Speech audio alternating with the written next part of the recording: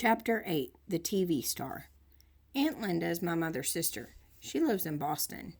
Last week, she had a baby girl, so I know I have a new cousin. My mother decided to fly to Boston to see Aunt Linda and the new baby. I'll only be gone for the weekend, my mother told me. I was sitting on her bed watching her pack. I know, I said. Daddy will take care of you and Fudge. I know, I said again. Are you sure that you'll be all right? She asked me. Sure, why not? Will you help Daddy with Fudge? Sure, Mom, don't worry. I'm not worrying. It's just that Daddy is so, well, he doesn't know much about taking care of children. Then she closed her suitcase. We'll be fine, Mom, I said. I was really looking forward to the weekend. My father doesn't care about keeping things neat. He never examines me to see if I'm clean, and he lets me stay up late at night. On Friday morning, all four of us rode down into the elevator to say goodbye to my mother. Henry looked at the suitcase. You're going away, Mr. Hatcher? He asked. My mother answered, No, I am, Henry. My sister just had her first baby, flying to Boston for the weekend to help out. New baby? Fudge said. Baby, baby, baby. Nobody paid attention to him. Sometimes my brother just talks to hear the sound of his own voice. Have a nice visit, Miss Hatcher, Henry told my mother when we reached the lobby. Thank you, Henry, my mother said. Keep an eye on my family for me. Will do, Miss Hatcher, Henry said, giving my father a wink.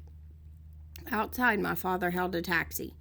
He put the suitcase in first, and then he held the door for my mother. When she was settled into the cab, my father said, Don't worry about us. We'll be fine. Just fine? Just fine, Mommy? Fudge yelled. Bye, Mom. See you Sunday, I said. My mother blew us kisses, and then her cab drove away. My father sighed while Fudge jumped up and down, calling, Bye, Mommy. Bye, bye, bye. I had no school that day. The teachers were at a special meeting, so my father said he'd take me and Fudge to the office with him. My father's office is in a huge building made of almost all glass. It's really a busy place. You never see people just sitting quietly at the desk. Everyone's always rushing around. A person could get lost in there. My father has a private office and his own secretary. Her name is Janet, and she's very pretty. I especially like her hair. It's thick and black. She has the longest eyelashes I've ever seen. Once I heard my mother say, Janet must have to get up at the crack of dawn to put on her face. My father just laughed when my mother said that. Janet's seen me before, but this was the first meeting with Fudge. I was glad his hair was finally growing back. I explained right off about his teeth. He'll look a lot better when he's older, I said. He knocked out his front two, but when he's 6 or 7, he'll get the new ones. See, Fudge said, opening his mouth. All gone. My father said, Janet, the boys are going to be here for the morning. Can you amuse them while I clear up some work? Certainly, Mr. Hatcher, Janet said. You go ahead into your office and I'll take care of the boys. I'll take them on a tour of the rest of the agency. As soon as my father went into the private office, Janet took out her pocketbook. She reached in and came up with a hairbrush, some lipstick, and a bag of crackers. Want some? She asked me and Fudge. Okay, I said, taking a handful. Fudge did the same. The crackers were shaped like little goldfish. I nibbled while Janet fixed herself up. She had a big folding mirror in her desk drawer. She set it on top of her desk and went to work on herself. When she was finished, she looked exactly the same as when she came in. But I guess she didn't think so because she said, That's much better. Then she put all the stuff away and took me by one hand and Fudge by the other. She walked down a long hallway through a door and into another section of the agency. We came to a room where there were a bunch of kids with mothers. I guess there were at least 50 of them. Most of the kids were kind of small, like Fudge. Some were crying. Is this the nursery, school, or what? I asked Janet. She laughed. They're just here to try out for the new Toddle Bike commercial. You mean they all want to be the kid who rides the Toddle Bike on TV? Yes, at least their mothers want them to be picked, Janet said. But we can only use one. You mean only one out of all these kids is going to be picked? That's right, Janet said. Who picks him? I asked. Your father and Mr. Denberg are doing it. But of course Mr. Vincent, the president of the Toddle Bike Company, has to approve. Just then, a door opened and a secretary came out. Next, she called to the waiting kids. My Murray's next, a mother said. Oh no, he's not, another mother called. Sally is next. Ladies, please, you'll have your turn, the secretary said. Murray got to be next. He was a little red-headed kid. He wasn't in the other room for 2 minutes when the door opened and a big man with a cigar in his mouth came out. No, no, no, he shouted. He's not the type at all. Murray was crying. His mother yelled at the big man, What do you know, anyway? You wouldn't know a treasure if you found one. She shook her fist at him. Janet whispered to me, That's Mr. Vincent, the president of Toddle Bike. Mr. Vincent walked to the center of the room. He looked around at all the kids. When he looked over at us, he pointed and called, There he is. That's the kid I want. I thought he meant me. I got excited. I could just see myself on TV riding the Toddle Bike.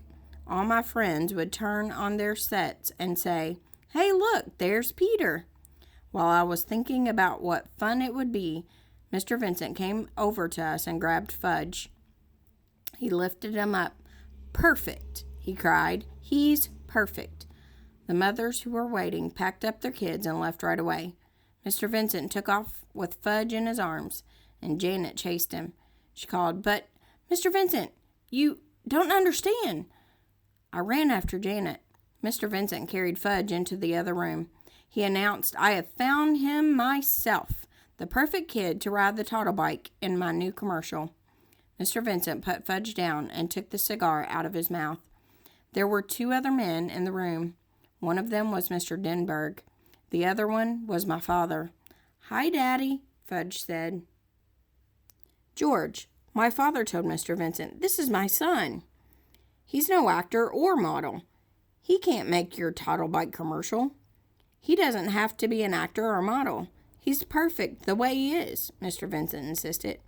Now look, George, we want to make the best possible commercial for your company, but Fudge can't be the boy to ride the Toddle Bike. Now you listen, Mr. Hatcher. Mr. Vincent raised his voice. I wondered why he called my father Hatcher, just like Mr. Yarby did. Mr. Vincent pointed to Fudge. Either that kid rides my Toddle Bike or I take my account to another advertising agency. It's that simple. My father looked at Mr. Denberg. It's your decision, Warren, Mr. Denberg told my father. I don't want to be the one to tell you what to do. My father picked up Fudge and held him on his lap. Would you like to ride the Toddle Bike, Fudge? It's just like the one you have at home. Why are you asking him? I said. What does he know about making commercials? My father acted like he'd forgotten I was even around. I'm thinking, Peter, he said. Please be quiet. Well, Hatcher, Mr. Vincent said, what'll it be? This kid of yours, or do I move to another agency? I remember how my father lost the Juicy O account because of Fudge. Now maybe he'd lose this one too. I don't think he can afford that. Finally, my father said, All right, George, you can use him. On one condition, though. What's that, Hatcher? Mr. Vincent asked. The commercial has to be made this afternoon. After today, my son Fudge won't be available. That's fine with me, Hatcher, Mr. Vincent said. Is he going to get paid? I asked my father. I'll worry about that, Peter, my father said. That probably meant yes. He'd be paid and have lots of money in a bank. I'd have nothing, and someday I'd have to borrow from him. No, wait a minute. Never. I'll never borrow money from Fudge. I'll starve first. Can I at least watch when you make the commercial? I asked. Certainly, my father said. You can watch the whole thing. I turned to Mr. Denberg. Will Fudge be famous? I asked. No, not famous, but a lot of people will think he looks familiar, Mr. Denberg said. I turned to Mr. Vincent. Do you know he has no front top teeth? That's part of his charm, Mr. Vincent said. And he cut off all of his hair 2 months ago. Well, he looks fine now, Mr. Vincent said. And he can't even talk in long sentences yet. I told everyone in the room. He doesn't have to say a word, Mr. Vincent told me. I couldn't think of any other reason why Mr. Vincent shouldn't use Fudge in his toddler bike commercial. It was settled. Soon Fudge would be a famous television star, and I would be a plain old Peter Hatcher, 4th grade nothing. Let's begin right after lunch, Mr. Denberg said. We should get it filmed in about 2 hours. While my father and Mr. Denberg worked out all the arrangements, I asked Janet where the men's room was. She walked me to it. I told her thank you and that she didn't have to wait. I'd find my own way back. When I was safely inside, I looked at myself in the mirror. I wish Fudge had never been born, I thought. Everything good always happens to him. If he had to be born, I wish he could be 9 or 10 like me. Then Mr. Vincent wouldn't want him to be the one to ride the toddle bike in his commercial. Janet sent down to the coffee shop for some sandwiches and drinks. After we ate, we all walked to another section of the agency where the cameras were set up. A make-believe street scene was the background. The toddle bike was shiny red. My father told Fudge all he had to do was ride it around. Fudge liked that. He zoomed all over the place. Vroom, vroom, vroom, he called. My father, Mr. Vincent, and Janet sat folding chairs and watched the action. I sat on the floor at my father's side. Mr. Denberg was the director. He said, Okay, Fudge, we're ready to begin now. You ride the toddle bike where I tell you to, and I'll take your picture of you doing it, all right? No, Fudge said. What does he mean, Hatcher? Mr. Vincent asked. Why did he say no? My father groaned. Look, George, using Fudge was your idea, not mine. Mr. Denberg tried again. Okay, Fudge, this is it. The cameraman said, Start riding this way. Ready, set, go. Fudge sat there on the toddle bike, but he wouldn't pedal. Come on, kid, let's go, the cameraman called. No, don't want to, Fudge answered. What's with this kid, Mr. Hatcher? The cameraman asked. Fudge, my father said. Do what the nice man tells you to do. No, don't have to, Janet whispered to my father. How about some cookies, Mr. Hatcher? Good idea, Janet, my father told her. I have some Oreos right here, she said, patting her pocket. Shall I give them to him? One at a time, my father said. Janet walked across the room to Fudge. He was still sitting on the toddler bike. If you do what the nice man says, you can have a cookie, Janet told him. Show me, Fudge said. Janet held up a box of Oreos. She was really well prepared, I thought. She must eat all day long. What with crackers shaped like goldfish and a whole box of Oreos, too? I wondered what else she had in that pocket. Give me, Fudge said. Janet held up one cookie. Fudge reached for it, but Janet didn't let him get it. If you do what the nice man says, you can have an Oreo. Maybe even 2 or 3 Oreos. First cookie, Fudge said. First do what the nice man says, Janet told him. No, first cookie. Give him one, Janet, Mr. Denberg called. We haven't got all day to fool around. Janet gave Fudge one Oreo, and he ate it up. Okay, kid. All ready now? The cameraman said. You ride over to me. Fudge didn't do it. Mr. Vincent was losing his patience. Hatcher, he hollered, you get that son of yours to ride my toddle bike, or I'm taking my whole account away from you and your agency. Must I remind you, George, using fudge was your idea, not mine, my father said. Forget about whose idea it was, Hatcher. He's your kid. You better get through to him. Now. I have an idea, my father said. He walked to the corner of the room and beckoned to the others. Mr. Denberg and Mr. Vincent gathered around him, along with the cameraman and Janet. They looked like a bunch of football players huddling together, talking about the next play. Soon, my father called me. Peter, would you join us, please? Sure, Dad, I said. What is it? Peter, we want you to ride the Toddlebike for us, to show Fudge how it's done. But he already knows how to ride a bike, I said. Did you see him zooming around?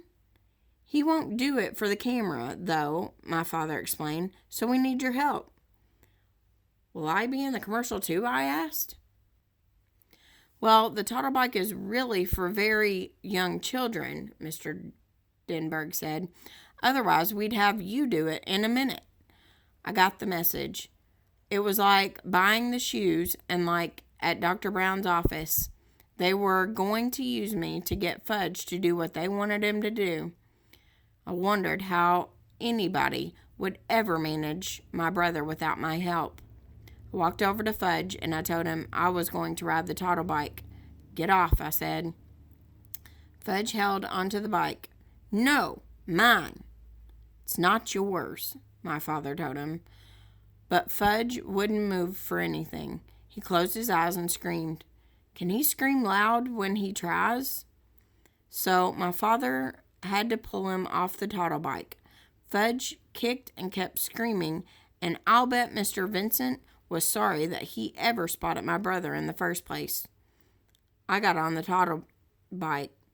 It was so small my knees practically touched the ground, but I managed to ride it around just where the cameraman told me to. See how nice Peter can ride the Toddlebike, Janet said. Here, Peter, come have an Oreo.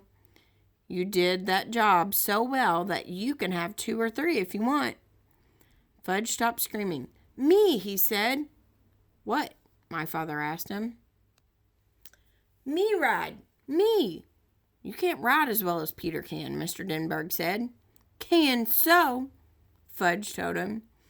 I don't think so, Mr. Denberg said. You already had a turn, and you didn't do what I told you to do. Me. You want to try again? My father asked. Again, Fudge said. Again. Well, I don't know, Mr. Denberg said. Well, Mr. Vincent said, chewing on his cigar. Well, the cameraman said, scratching his head. Please, Fudge begged. I never heard my brother say please before. Mr. Denberg said, Okay, we'll give you one more chance. Fudge ran to the Toddlebike. I got off, and he jumped on. Now, he asked Mr. Denberg. Now, Mr. Denberg said, ride this way. Fudge, over here, towards me. Fudge did as he was told. Just like PETA, he said. See, just like PETA. Janet gave me a kiss on my cheek. You saved the day, Peter Hatcher, she said. When she wasn't looking, I wiped off my face. Her kiss was too juicy.